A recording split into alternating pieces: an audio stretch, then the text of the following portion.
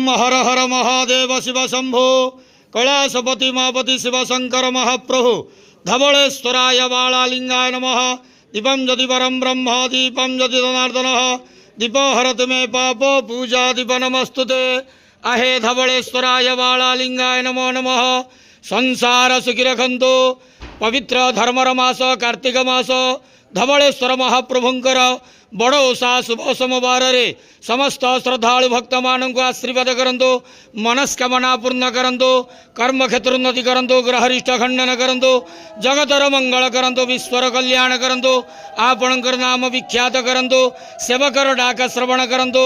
समस्त गुआवसा भक्त मानकर मनस्कामना पूर्ण करंतु।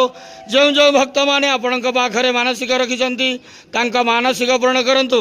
आज धवलेश्वरंकर बड़ ओषा समस्त व्रतधारी मानकर मनस्कामना पूर्ण करंतु। धवलेश्वराय बालालिंगाय नमो नमः। संसार सुखी रखंतु आनंद गवार हरि बोलो। पवित्र धवलेश्वर महाप्रभुंकर बड़ ओषा शुभ सोमवार रे समस्त श्रद्धालु भक्त मानक आशीर्वाद करंतु आनंद गवार।